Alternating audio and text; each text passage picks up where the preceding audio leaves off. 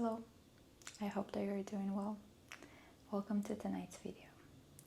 So tonight I wanted to create another similar video of book recommendations. Last time that I've created a similar video was approximately 3 months ago. And not only that I really enjoyed making this video, I really enjoyed reading your comments.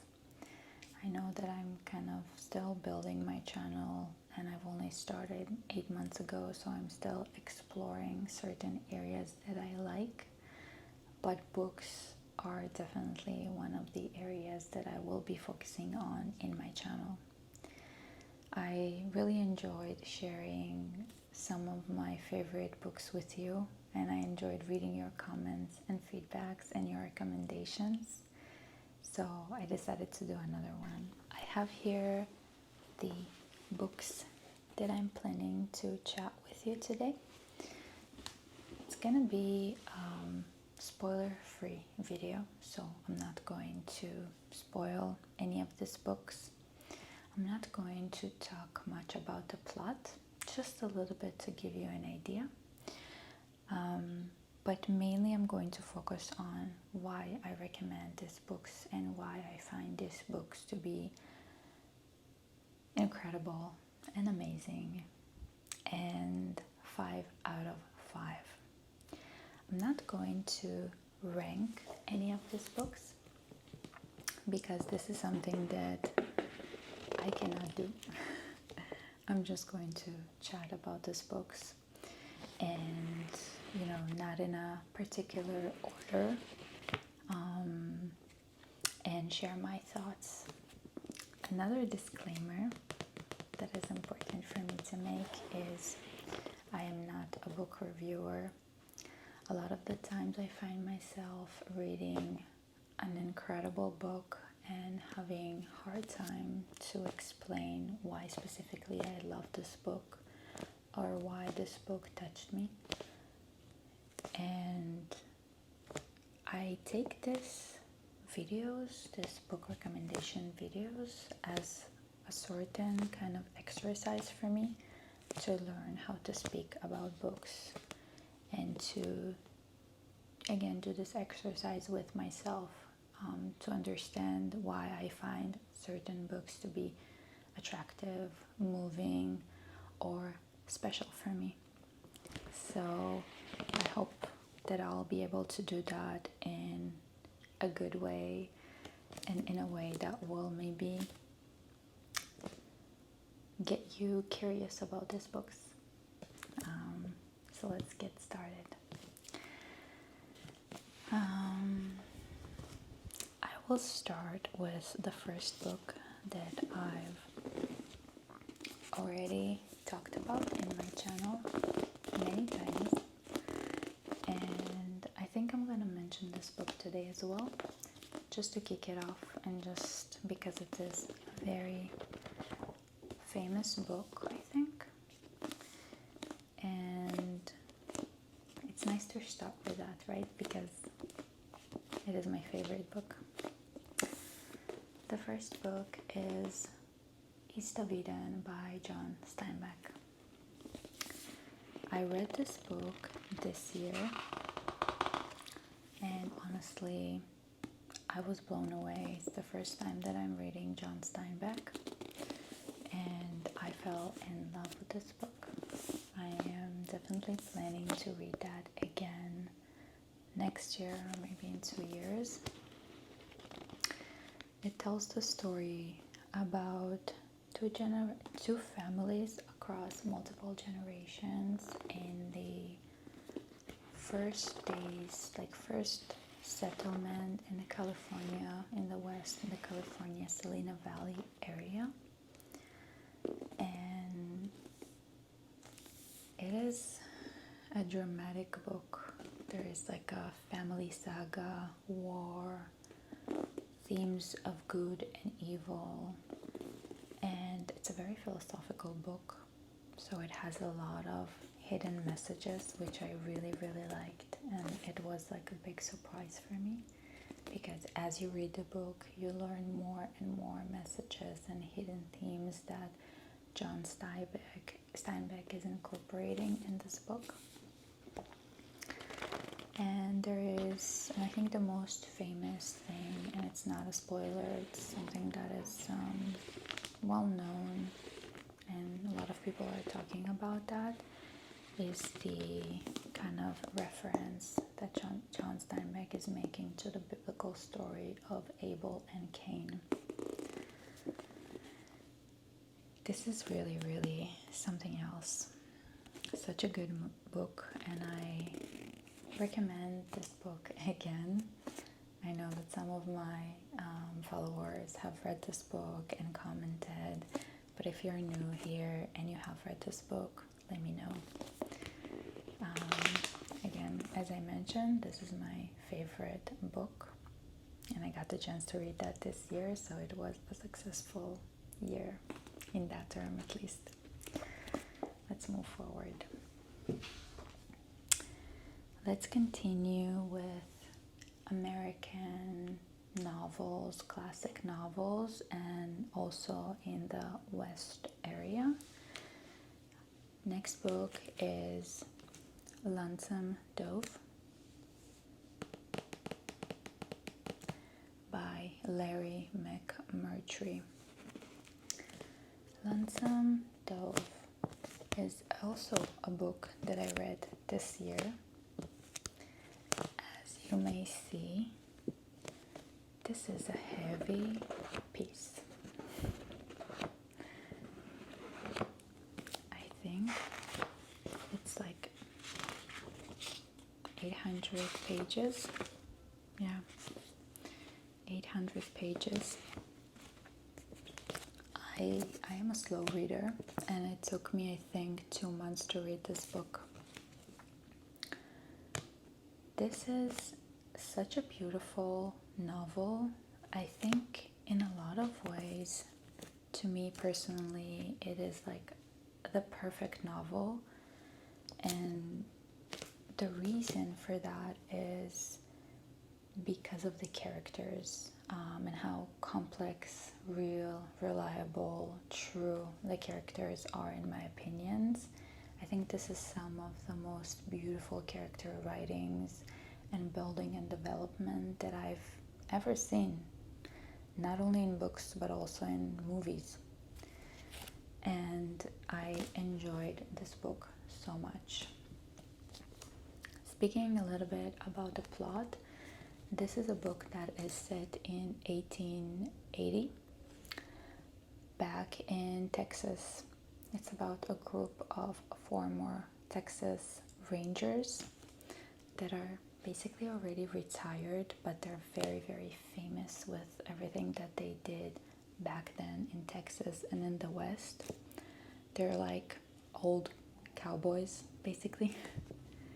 And one day they are deciding to drive a cattle all the way from Texas to Montana. And we are talking about a time where the land was pretty much empty and no one really knew about Montana. They were planning to be the first people to settle there.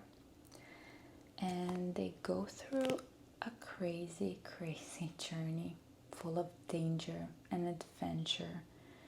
And a lot of things happen on the way, but also they go through sort of like a self-reflection journey, which is beautiful to read, and you just feel like you're part of the group and part of the journey that they're facing. So I laughed with them a lot. It's a funny book. It's a sad book. I also cried a lot. My heart got broken because of this book, because a lot of heartbreaking things happened. And it's absolutely a phenomenal book. I've never read Westerns before, but I really like the genre. I love movies and I love TV series. And this book just really made me fall even more in love with the Western genre.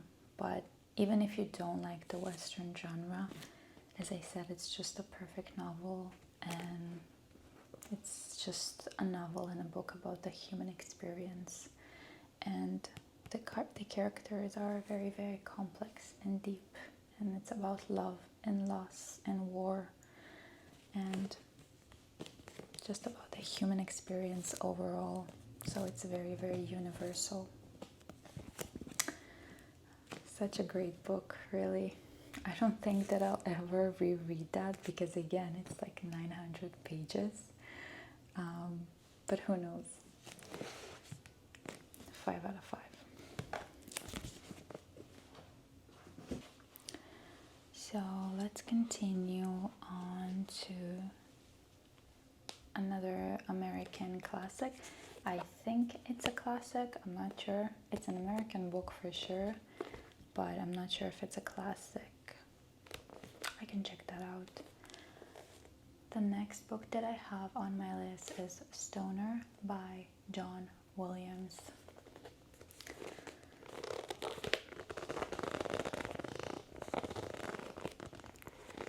Stoner is a book that got resurfaced a couple of years ago, so you might have heard about this book. You also might have read this book. But originally it was published in the 70s, I think. Let me check. Yeah, in 1965. And it didn't really get recognition when it was originally published. But sometimes it happens, right? Sometimes old books get resurfaced, and this is one of the books that got resurfaced and received a lot of recognition and positive feedback in the past few years. I would say past like three years.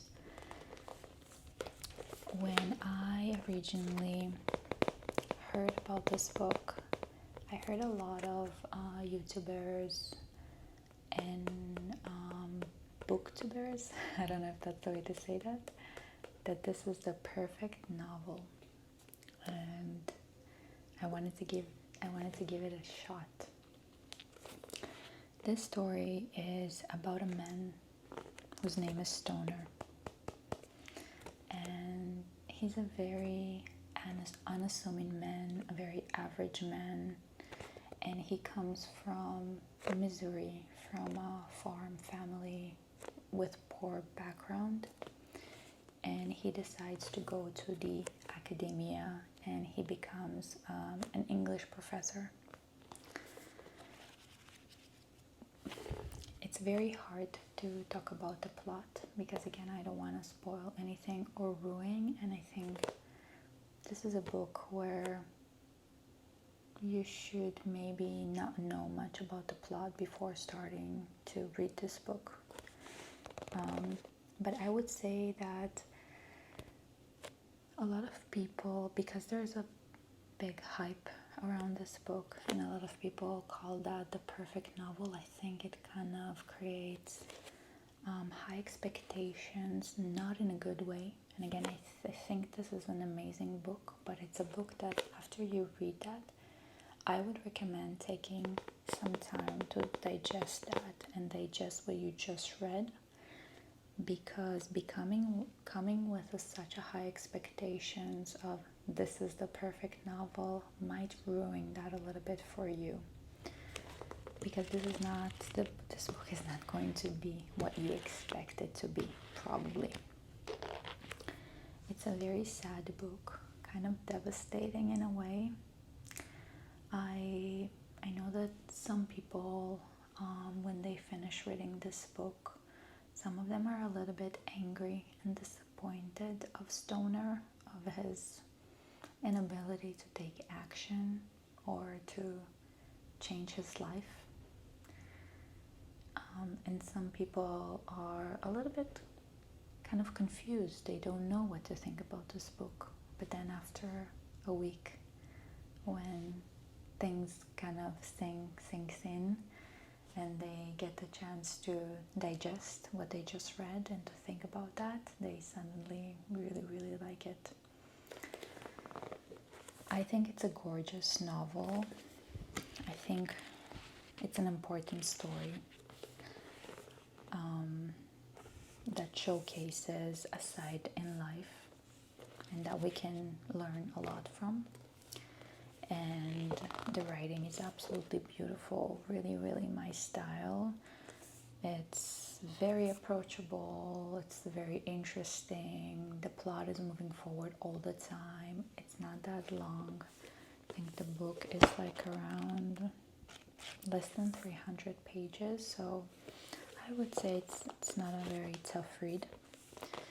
And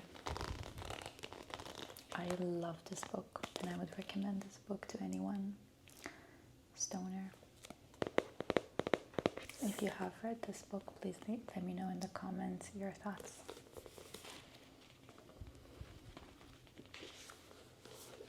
Okay, moving forward to last two books. I will continue with The Days of Abandonment by Elena Ferrante. Wow. This book is one of my favorites. I will say, I do have a few disclaimers for this book. First, this book is not for everybody. It's a very controversial book, and a lot of people dislike this book. Second, I will say that there are trigger warnings with everything that is related to mental health. So you need to be in a certain safe state of mind before you pick up this book, because it can be aggressive and it can be triggering. There's a lot of depression here and severe mental health struggles, so just take that under consideration before you pick it up. Now, having said that, this is one of the most genius work of arts that I've ever read. I've never read anything like that, and I think this is a super important book. And I see here that the New York Times basically chose this book for the book of the century, and they said that it's a masterpiece. So if you probably heard about Elena Ferrante. She's the author of the famous book My Brilliant Friend, which I think it's like a sequel or something. There are 4 books. I've read both the first 2, and I enjoyed that. I will say that it has been like years since, I think like 6 years, so I haven't really been reading her books since then. And if you haven't heard about this author, so she's basically anonymous. No one knows who she is, and this is her fake name. So all we know that she's Italian, probably from Napoli, but that's it. And she's considered to be one of the most important authors of the 21st century. And she's phenomenal. This book essentially is about a woman. Her name is Olga, and she's married with 2 kids. She's, I think, around her late 30s. And one day her husband tells her that he wants to leave her. And that's how the book starts. This book it's a short book. It's like 180 pages. I was reading this book in the pool, so the pages got wet.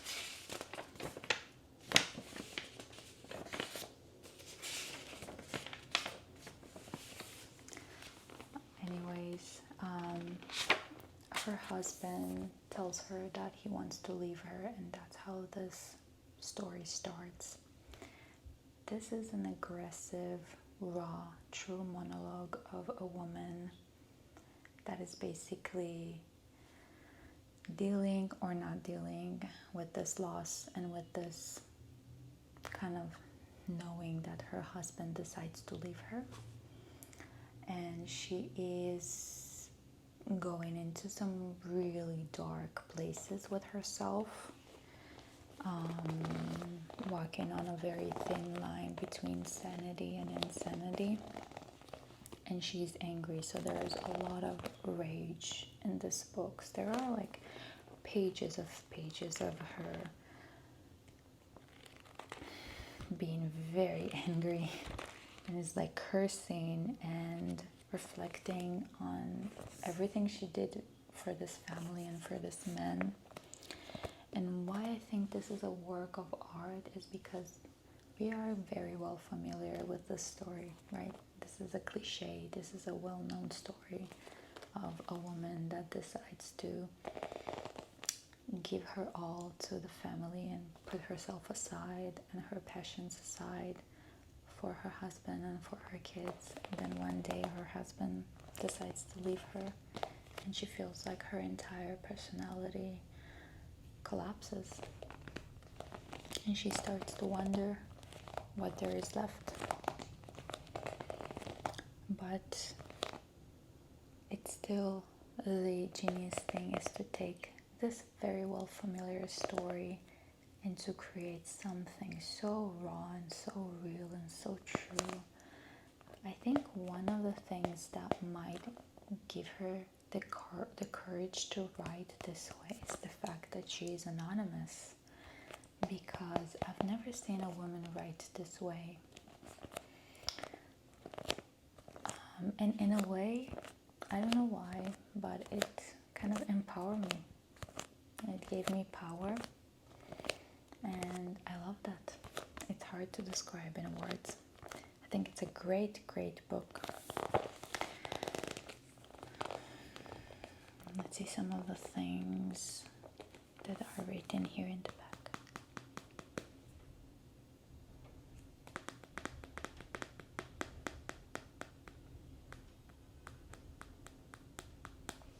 Ferrante's voice feel necessary. Elena Ferrante, the best angry woman writer ever. So a lot of people are saying, because this is so reliable, the monologues that Olga is describing in this book, many people wonder maybe that's something that she went through herself, and this is her way to do like a catharsis. I love this book. I know that some people didn't like it at all and it felt too much for them. I personally think this is an incredible book. If you have read that, please let me know your thoughts. Even if you didn't like it, I'm still happy to hear your thoughts. Last book on this list is The Secret History by Donna Tartt.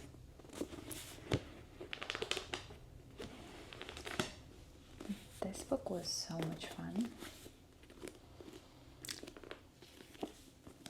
You probably heard about this book because, again, it's very popular. But if you haven't heard about this book, this book is a dark academia book. So I think what's really, really fun about this book, that from the moment you start reading that, you enter into a very mysterious vibe. This book set in Vermont, in a university where a group of friends study classic Greek. And I think, first of all, thinking about that now, I think this is the perfect fall novel because it's dark and it's mysterious, and they are like a cool group of people. They smoke a lot and they drink whiskey, and they're very smart, they're very intellectual, and it's super interesting. There is a tension from the beginning of the book, and I heard interviews with Donna Tartt saying that her strategy with this book was to reveal the killer and the crime itself from the beginning. So this book starts with the crime and who did the crime, but then it starts telling the story from the beginning to explain the reader the why. Why did it happen? And I think it's a pretty genius way to start a book and to create a very high level of suspense and tension, because you know what will happen eventually, but you're still don't understand why and how did it happen and how did they end up in this situation. And the writing is absolutely beautiful, very approachable. It's like 558 pages, and I read that so quickly. I think it took me like, I don't know, 2 weeks to complete that. And it's like you keep turning the pages and you cannot put down this book. It's very, very, very interesting and very fun and very cozy to read. Again, it's a dark story, but in a way, the way that Donna Tartt is setting the atmosphere and the vibe really kind of sucks you in. And I was really wondering how come no one did like a TV series about that. It's like the perfect screen adoption. So I really hope that they're thinking about creating a TV series about this book, because it's gonna be so good. I liked it, even though that it's very kind of different from my style, because I do like when the characters are complex and there is like a philosophical tone to it. So I missed that a little bit in this book. I felt that the characters were a little bit flat, and I would like to understand more about their motives and why did they behave in a certain way. I felt like I left with wondering a lot, but I still really enjoyed this book, and I think it's a phenomenal book, and I would recommend that to anyone. I think to anyone, and I would say if you are a person that didn't read book for a while now and you're interested in getting back to reading more and more books, I think this book could be a really great start, because it's just very approachable. The language is rather simple, I would say, and the story is kind of sucks you in. So, The Sacred History by Donna Tartt. And that's all for tonight. Thank you so much for watching. Again, I would love to hear your thoughts, and if you have other recommendations, please let me know. Have a good night.